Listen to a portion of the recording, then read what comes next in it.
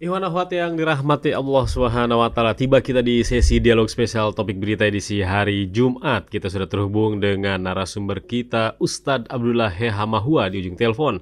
Halo, Assalamualaikum warahmatullahi wabarakatuh Bang Dullah. Halo Bang Dullah, Assalamualaikum. Halo, ya, Bang Dullah, apakah suara saya bisa diterima dengan baik? maaf saya di jalan ini jadi apa namanya eh, agak agak agak bisik ini. Agak bising. Tapi suara saya cukup jelas ya Bang Dullah. Kurang. Kita ingin menyoroti ini mengenai perjalanan revisi dan pengesahan Undang-Undang TNI yang kemarin disahkan menjadi Ya, undang-undang tanpa ada penolakan ataupun interupsi dari fraksi ya. Banyak yang menyoroti mengenai pengesahan Undang-Undang TNI ini ada mulai dari eh, sejarah kelam katanya akan terjadi pengulangan lagi. Ini menurut pakar hukum tata negara Zainal Arifin Mohtar. Sementara itu, kalau Ketua DPR menganggap ya inilah dinamika politik ya. Bagaimana Bang Dula melihat perjalanan revisi dan pengesahan Undang-Undang TNI ini? Ada apa di belakang itu? Lalu juga kita ingin bagaimana komentarnya Bang Dula? Ini netizen ini bikin bikin apa namanya klasemen Bang Dula. Klasemen Liga Korupsi Indonesia. Jadi ada Liga Korupsi Indonesia. Yang pertama tuh Pertamina, kedua PT Timah, ketiga BLBI gitu ya. Keempat ada Duta Palma, sampai ke Asabri, Jiwasraya. Orang melihat ini sepertinya korupsi yang terjadi di negeri ini tuh udah semacam liga gitu ya, udah semacam kompetisi. ya, Bagaimana ini ya, terjadi kompetisi korupsi di negeri ini? Lalu yang nanti terakhir kita juga ingin bagaimana tahu sih dari Bang Dullah mengenai Lailatul Qadar yang akan kita jalani di bulan ini. Bagaimana Bang Dullah? Kita pertama ke revisi Undang-Undang TNI yang akhirnya disahkan.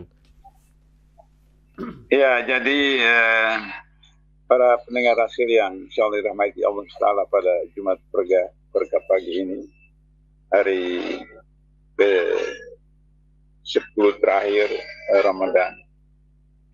Pertama, soal rencana undang-undang TNI yang sudah disahkan kemarin, maka kemudian ada guyonan di kalangan beberapa teman bahwa rancangan undang-undang TNI disiapkan oleh mantu Presiden Soeharto dan disahkan oleh cucunya Soekarno. Jadi itu luar biasa.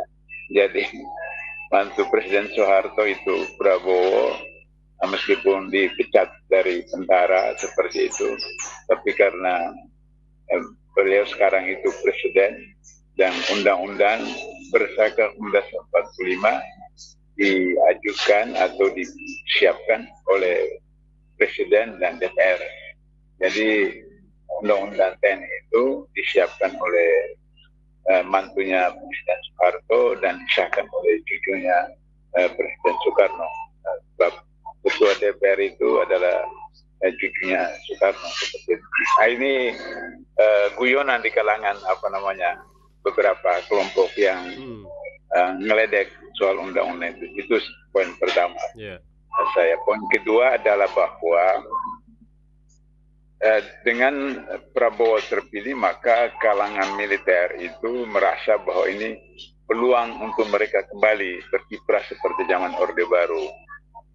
Sehingga dengan begitu, maka mereka bersemangat lagi ketika Orde Reformasi, TNI itu dikandangkan di barak-barak, kemudian polisi yang dianatirikan pada waktu zaman Orde Baru menjadi pos sekarang, sehingga dengan begitu maka terasa seakan-akan bahwa polisi menjadi TNI dan TNI menjadi polisi. Sebab di dunia ini polisi itu tidak punya panser, tidak punya tank, tidak punya pesawat, tidak apa. Polisi itu punya pentungan, kemudian paling pistol seperti itu, tidak punya senjata seperti tentara di dunia. Nah, sehingga begitu maka data-data yang ada menunjukkan bahwa persenjataan polisi lebih canggih daripada persenjataan TNI. Nah, hal itu yang kemudian menimbulkan semacam kecemburuan sosial dari TNI terhadap polisi.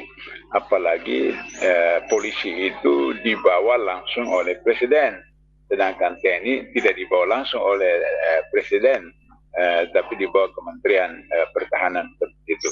Meskipun Undang Dasar 45 menyatakan bahwa presiden itu adalah panglima tertinggi TNI seperti itu. Nah, ketiga, kalau zaman Orde Baru itu sering saya katakan bahwa naskah akademik itu rata-rata bagus karena disiapkan oleh para pakar, profesor, doktor sesuai dengan disiplin ilmu masing-masing. Kenapa? Karena waktu itu ASN, PNS itu bisa jadi anggota DPR. Sehingga profesor, doktor yang dosen itu bisa jadi anggota DPR. Sehingga dengan begitu naskah akademik pada zaman Orde Baru itu relatif bagus seperti itu. Bahwa kemudian ada pasal-pasal yang merupakan semacam exit window itu memang selalu ada untuk menyelamatkan. Tapi dari teori akademik pada waktu Undang-Undang Orde Baru itu lebih baik. Nah sekarang pada zaman reformasi ASN itu tidak bisa jadi anggota DPR atau anggota DPR. Kalau mereka mau jadi anggota DPR, jadi caleg itu harus berhenti dari ASN atau PNS. Problemnya adalah kalau terpilih, kalau tidak terpilih, itu gigit jari seperti itu. Sehingga demikian maka data-data di KPK itu kan menunjukkan hampir 50%, 49% DPR yang lalu itu adalah pengusaha. Sehingga begitu maka rencana undang-undang yang diciptakan pada zaman reformasi itu dominasi oleh pengusaha. Pengusaha yang ada di DPR maupun pengusaha yang di luar. Sebab pengusaha di DPR yang terpilih jadi anggota DPR itu mereka tetap ditunjang oleh oligarki. Saya biasa katakan misalnya 2024 yang lalu itu seorang caleg di Sulawesi Selatan mendapat suara tertinggi di Sulawesi Selatan, mungkin di Indonesia 20.000 suara. 20.000 suara itu dia harus mengeluarkan 20.000 miliar. Karena satu suara 1 juta dia harus bayar seperti itu. Nah, di Jakarta itu teman yang memberitahu saya bahwa sekarang ini di Jakarta tidak bisa kalau misalnya di bawah 300.000 satu orang. Jadi kalau misalnya untuk jadi anggota DPR Jakarta misalnya dapat suara di atas 100.000 suara, kali 300 sudah berapa seperti itu. Dan itu minimal. Saya memberikan contoh yang sangat sederhana tapi konkret. Ahmad Ali itu wakil ketua partai Nasdem. Itu orang kaya. Saya tahu betul dia punya perusahaan minyak, perusahaan nikel, perusahaan emas. Itu warisan dari bapaknya di Sulawesi Tengah. Seperti itu. Itu caleg di Jakarta Timur itu kalah. Itu kalah. Artinya bahwa dia sudah orang kaya begitu tidak mampu untuk bisa mendapatkan suara menjadi anggota DPR dari Jakarta Timur. Padahal 5 tahun yang lalu 2019 dia terpilih di DPR dari daerah pemilihan Jakarta Timur. Nah itu contoh sehingga demikian maka semua rancangan undang-undang itu bergantung dari siapa yang menjadi bosnya. Karena misalnya karena ketua umumnya adalah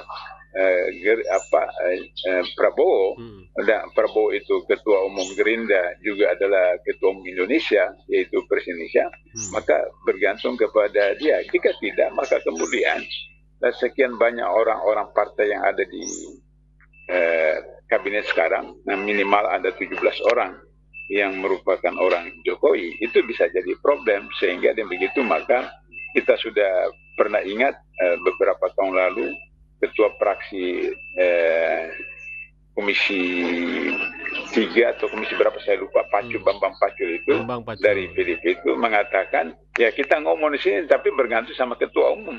Kalau ketua umum perintah kita ya kita nggak bisa berbuat banyak seperti itu. Nah jadi oleh karena itu maka secara silent dan sebenarnya kalau lembaga-lembaga masyarakat civil society bisa melaporkan DPR ke MK karena mereka melakukan satu pertemuan yang melanggar etika, karena bukan di DPR tapi di hotel dan tertutup.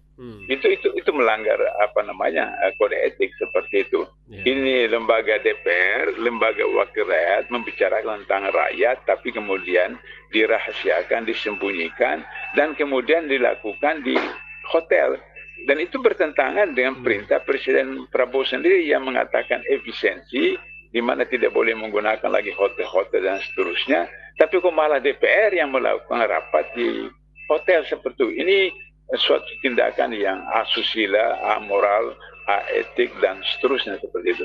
Jadi itu persoalan. Dan saya kira tentu saja undang-undang akan diajukan ke MK untuk diproses, dan di kalangan alumni KPK sudah melakukan usaha seperti itu, dan kemudian saya termasuk di dalam salah satu itu juga ikut mengajukan undang-undang itu ke MK.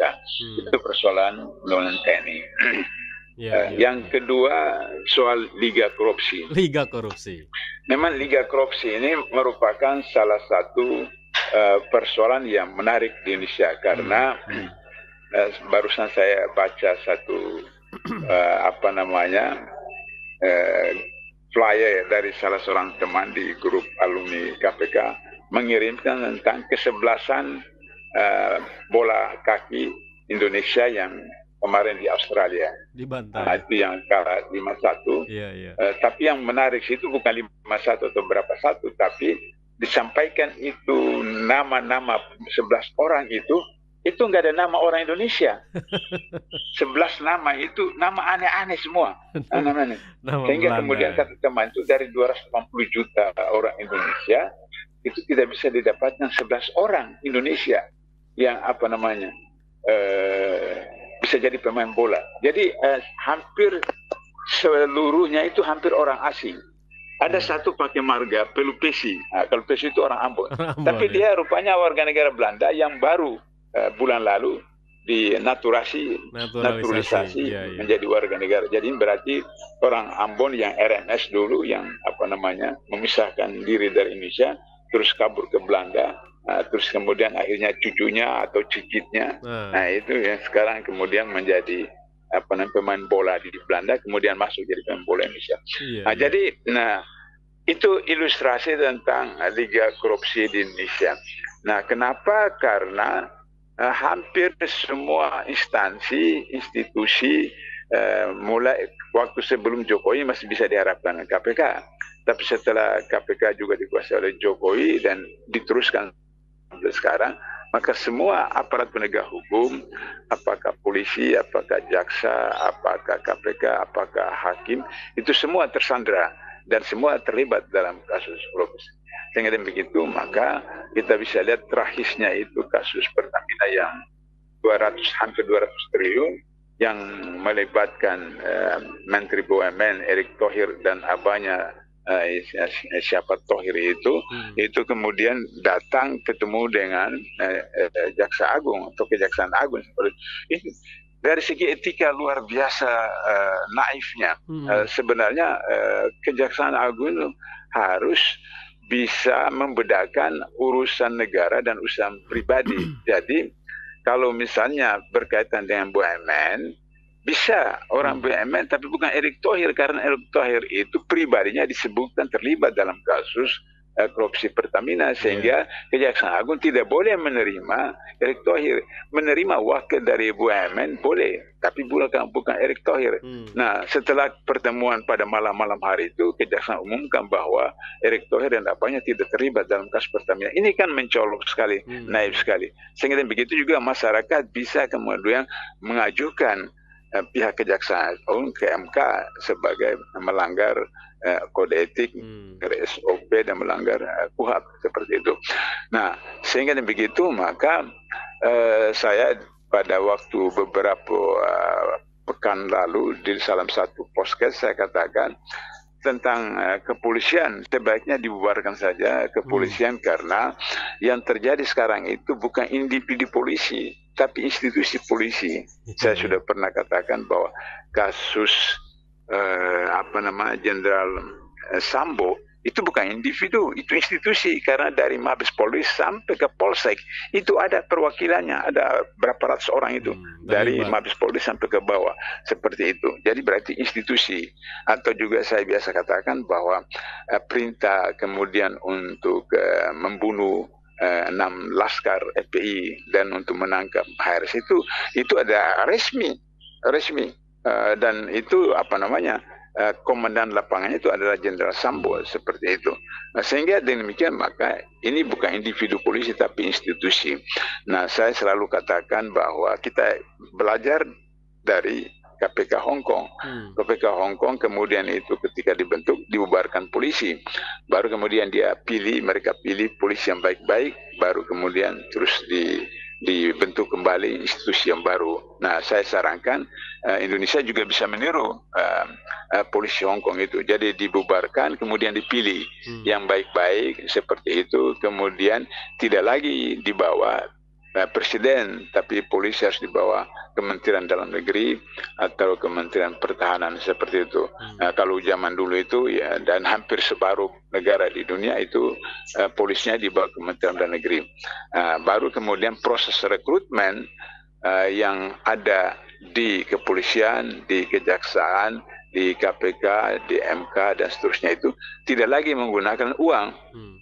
Hampir semua penerimaan pegawai, penerimaan calon tentara, calon polisi, calon jaksa, calon hukum itu harus bayar sekian puluh juta, seperti itu. Ada salah seorang profesor itu beritahu sama saya bahwa anak dia mau diterima di pegawai di salah satu wakil menteri, itu ternyata kemudian diminta 2 miliar, seperti itu. Ini kasus terbaru, baru 1 pekan yang lalu. Saya bilang kalau 2 miliar itu kecil, Prof. Sebab apa, itu harus dibagi-bagi, sehingga begitu maka kemudian akhirnya dia tidak mau seperti itu. Jadi hampir semua tidak ada yang tidak terlibat dalam uang. Maka dalam konteks itu 3 korupsi ini harus diberantas dari bawah, di mana kemudian kalau Prabowo itu berani, ya dia harus ikuti apa yang dilakukan oleh Presiden Cina dulu, bukan Presiden Cina yang sekarang. Presiden Cina yang dulu mengatakan bahwa saya sediakan 100 peti mati, 99 peti untuk koruptor, 1 peti untuk saya. Jadi Prabowo harus berani begitu, karena Prabowo juga terlibat beberapa kasus korupsi pada zaman beliau Menteri Pertahanan, sehingga dia harus melakukan hal seperti begitu, di mana kemudian dia harus tangkap atau penjarakan 17 menteri yang dipunyai oleh Jokowi, kemudian beberapa menteri yang bukan orang Jokowi tapi kemudian merupakan wakil menteri atau pembantu-pembantu yang juga terlibat dari kasus korupsi. Sehingga kemudian kalau Prabowo mengatakan saya juga siap diproses, maka menurut keyakinan saya masyarakat akan simpati kepada Prabowo. Jadi kalau misalnya diproses seperti kasus Soeharto diadili, tapi kemudian karena mengingat jasa-jasa Soeharto, maka dimaafkan dengan cara dokter mengeluarkan surat keterangan bahwa Soeharto mengalami permanen otak, seperti itu. Padahal itu dia tidak sakit sebenarnya. Buktinya bahwa waktu pemilu 99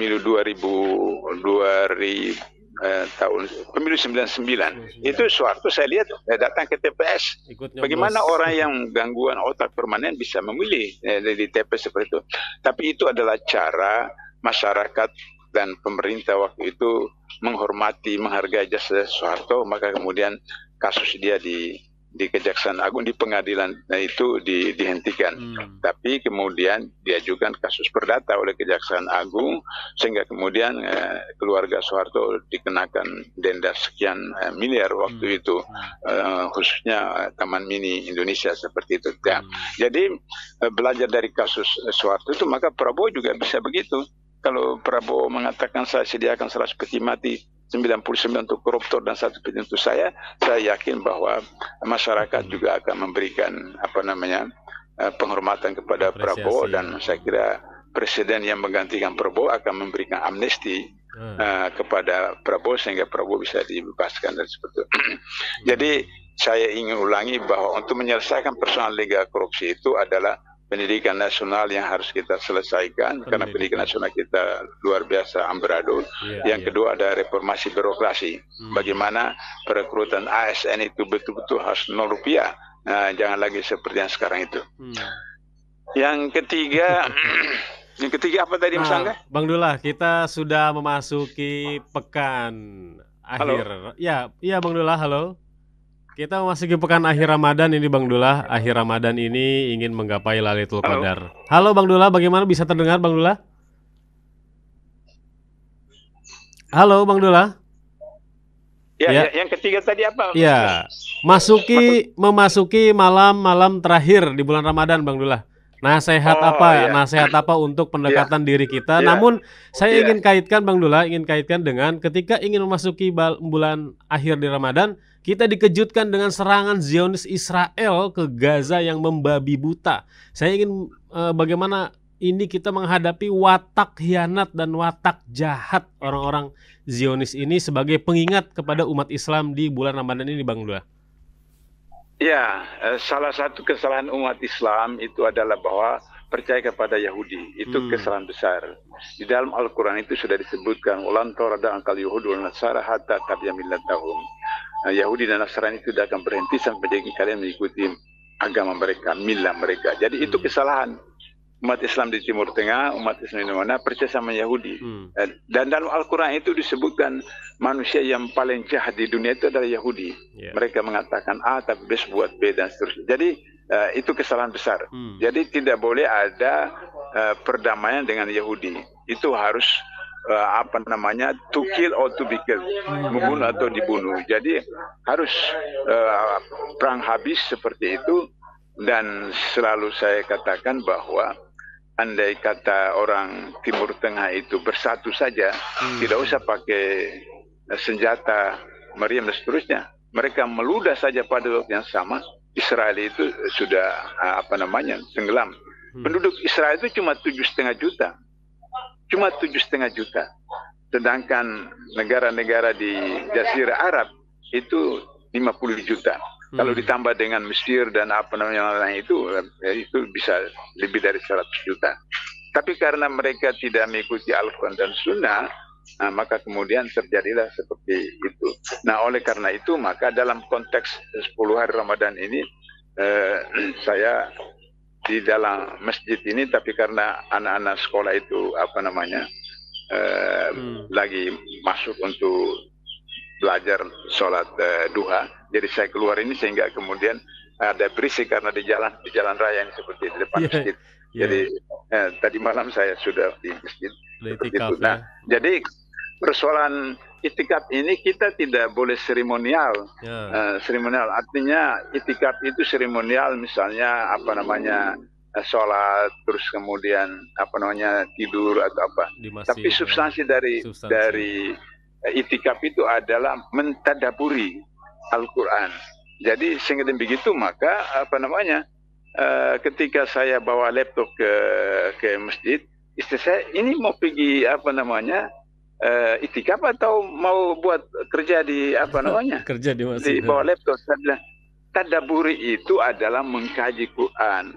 Mengkaji Quran itu adalah bagaimana menghayati, memahami dan kemudian bisa menemukan substansi. Contoh saya bilang Abbas Ibnu Firnas ketika mentadaburi Al-Quran sampai kepada surat Al-Isra ayat 1, A'udzubillahi minasyaitonir rajim, subhanalladzi asra bi 'abdihi ilal masjidil haram dan masjidil aqsa alladzi barakna haulahu min nuriyatina min ayatina innahu was-sami'ul basir. Maksudnya Allah menjalankan hambanya pada suatu malam dari Masjidil Haram ke Masjidil Aqsa yang dilindungi, yang diberkati, dan dia menjalankan hambanya itu maha melihat, maha mendengar. Lantas kemudian Abbas Ibn Firnas berkata bahwa, loh, ini Nabi bisa terbang. Perjalanan biasa itu 1 bulan onta pulang pergi. Ini Nabi berangkat pada Isya bulan sebelum subuh. dari pengkajian itu kemudian beliau sampai kepada ayat Al-Quran yang menjelaskan tentang bagaimana burung itu bisa terbang dari apa sarangnya dengan apa gondoknya yang kosong pulang sore hari dengan penuh. Maka kemudian terinspirasilah dia membuat pesawat terbang.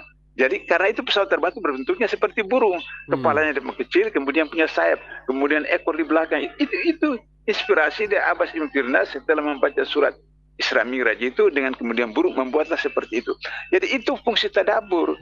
Fungsi tadabbur sehingga kemudian saya katakan saya boleh untuk saya melakukan pengkajian itu sehingga kemudian saya tulis dalam apa namanya artikel-artikel saya dan tulisan-tulisan saya itu sebagai hasil tadabbur seperti itu. Nah, jadi ini yang saya ingin sampaikan kepada masyarakat, kepada para pendengar. Kalau tadabbur ya kalau misalnya apa namanya karyawan pekerja kan istirahat jam 12 kemudian sampai jam 1. Nah, sholat itu kan mungkin 10 menit apa namanya dengan sholat sunat semacam. Sisanya itu ya tadabbur Al-Quran di situ. Jadi itu juga itikaf. Nah, tapi kalau misalnya seperti saya karena tidak punya jam kerja lagi seperti dulu, maka kemudian ya saya apa namanya full di dalam masjid dan melakukan pengkajian seterusnya. Dengan begitu maka diharapkan Lailatul Qadar itu jangan kita menggunakan sistem bisnis. Kita menghitung, kita berjudi. Ini yang ganjil, genap, ganjil. Susah. Kita mau sebut yang ganjil yang mana? Kalau apa namanya di Papua itu sudah genap, kita masih ganjil seperti itu. Di Malaysia sudah ganjil, kita masih genap. Jadi jangan kita berpikir genap ganjil. Pokoknya 10 hari itu lakukan saja, ikuti saja. Kalau misalnya kita ditemukan itu ganjil, ya Allah yang tetapkan kita dapat dan seterusnya. Sehingga terjadi perubahan perilaku. Nah, sebagai simpulan saya, seseorang itu mendapat Lailatul Qadar, terjadi perubahan pada dirinya. Apa misalnya?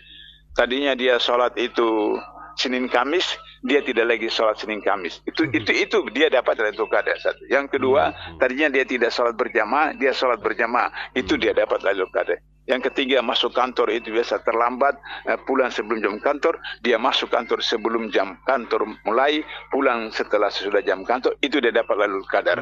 Ketika dia amanah, dia ikhlas, dia segala macam, itulah Lailatul Qadar. Jadi indikatornya pada diri kita masing-masing. Kita menilai bahwa kita ada perubahan substansial, perubahan perilaku, perubahan kinerja atau tidak, maka itu kita dapat Lailatul Qadar atau tidak. Saya kira itu, Mas. Masya Allah, luar biasa. Bang Dullah, terima kasih banyak dialognya. Semoga Bang Dullah selalu sehat. Assalamualaikum. Amin. Waalaikumsalam warahmatullahi wabarakatuh.